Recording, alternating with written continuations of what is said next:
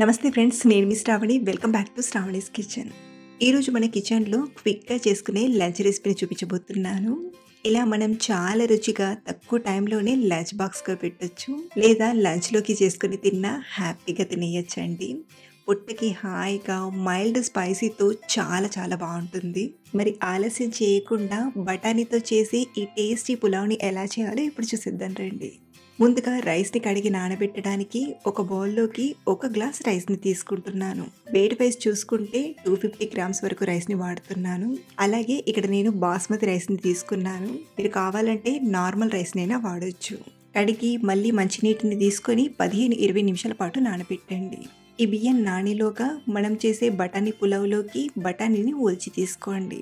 ఇక్కడ నేను పచ్చి బఠానీతో ప్రిపేర్ చేస్తున్నానండి. మనం ఏ గ్లాస్తో అయితే బియ్యం కొలిచి తీసుకున్నామో అదే గ్లాస్ కొలతతో 1 గ్లాస్ పచ్చి బఠానీని తీసుకోండి. అలాగే మరొక విషయం అండి, మనకు అన్ని సీజన్లో పచ్చి బఠానీ అనేది దొరకదు. అలాంటప్పుడు ఫ్రోజన్ బఠానీ ఉంటుంది కదా, ఆ బఠానీతో కూడా ఇక్కడ చూపించినట్టుగా సేమ్ విధంగా పులావ్లో చేసుకుని తిన్నా సూపర్గా ఉంటుంది. ఒక 15-20 నిమిషాల తర్వాత మిగతా ప్రాసెస్ని చూపిస్తున్నానండి. ఇక్కడ నేను త్వరగా చేయడానికి కుక్కర్లో వండుతున్నాను. మీరు కావాలంటే గిన్నెలో అయినా చేసుకోవచ్చు. ముందుగా 1 టేబుల్ స్పూన్ నెయ్యిని, అలాగే మరో 2 టేబుల్ స్పూన్ల నూనెని తీసుకుంటున్నాను. మీకు నెయ్యి ఫ్లేవర్ ఇష్టం లేకపోతే మొత్తం నూనెనైనా తీసుకోవచ్చు. ఇప్పుడు ఇందులోకి 1 టీ స్పూన్ జీలకర్రలు, 2 బిర్యానీ ఆకుల్ని, అలాగే ఇంట్లో ఉన్న మసాలాలను ఇలా కొంచెం కొంచెంగా తీసుకోండి. 10-12 మిరియాలు, చిన్న దాల్చిన చెక్క ముక్క, 2 యాలక్కులు, 3-4 లవంగాలు, కొద్దిగా బండ పువ్వుని తీసుకున్నాను. సో ఇలా తీసుకున్న వీటిని లైట్గా ఫ్రై చేసి ఇందులోనే సన్నగా కట్ చేసిన 1 ఉల్లిపాయను తీసుకొని ఫ్రై చేయండి. మార్నింగ్ మనం ఈ పులావ్ చేయడానికి మనం ముందే బఠానీని ఒలిచి పెట్టుకున్నామంటే 10 నిమిషాల్లో లంచ్ బాక్స్ చేసి పెట్టచ్చండి. చాలా ఈజీగా చేసేయచ్చు. టేస్ట్ కూడా చాలా చాలా బాగుంటుంది. ఉల్లిపాయలు ఇలా బాగా ఫ్రై అయ్యాక ఇందులోకి ఫ్రెష్గా దంచిన 1 టేబుల్ స్పూన్ అల్లం వెల్లుల్లి పేస్ట్ని, అలాగే పొడుగా కట్ చేసిన 3-4 పచ్చిమిరపకాయ ముక్కల్ని తీసుకొని ఫ్రై చేయండి. ఇవి కూడా ఇలా మంచిగా ఫ్రై అయ్యాక ఇందులోకి మనం తీసుకున్న బఠానీని తీసుకోండి.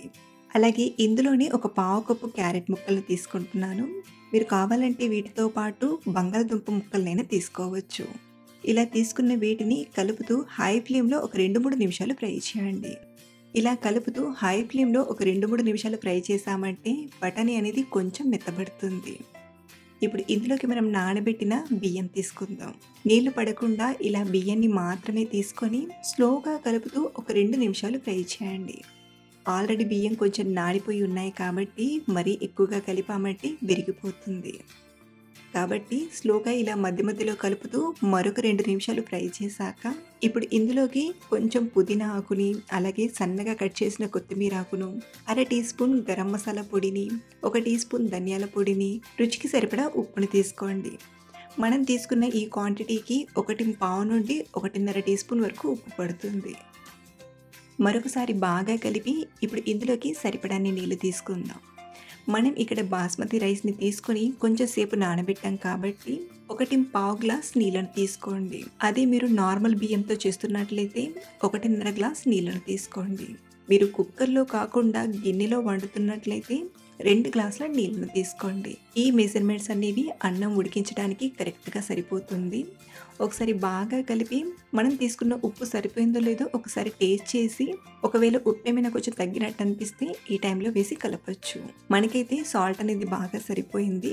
చివరిగా 1 టేబుల్ స్పూన్ నిమ్మరసాన్ని తీసుకోండి. ఈ స్టెప్నైతే అస్సలు స్కిప్ చేయొద్దు. ఇలా చివరిలో 1 టేబుల్ స్పూన్ నిమ్మరసాన్ని వేసి ఉడికించడం వలన ఈ పులావ్ టేస్ట్ ఎక్స్ట్రా టేస్ట్గా వస్తుంది. కుక్కర్ మూతకున్న రబ్బర్ని విజిల్ని సెట్ చేసి కవర్ చేసి హై ఫ్లేమ్లో 1 విజిల్ వచ్చేంత వరకు ఉడికించండి.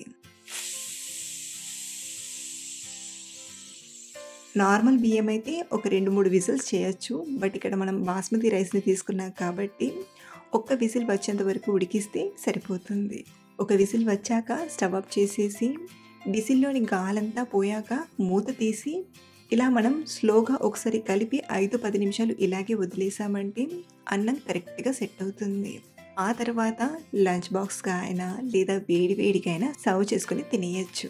ఈ బఠానీ రైస్‌లోకి సింపుల్‌గా పెరుగు రైతాతో తీసుకున్నాం, లేదా ఏదైనా మసాలా కర్రీతో గానీ, లేదా బిర్యానీ గ్రేవీతో తీసుకున్నా కమ్మగా తినేయొచ్చు. నేనైతే పెరుగు రైతాతో లంచ్ బాక్స్ పెట్టేస్తున్నాను. చాలా త్వరగా అయిపోతుంది. మధ్యాహ్నం తినేటప్పుడు కూడా మంచి గుమగుమలాడుతూ చాలా రుచిగా ఉంటుంది.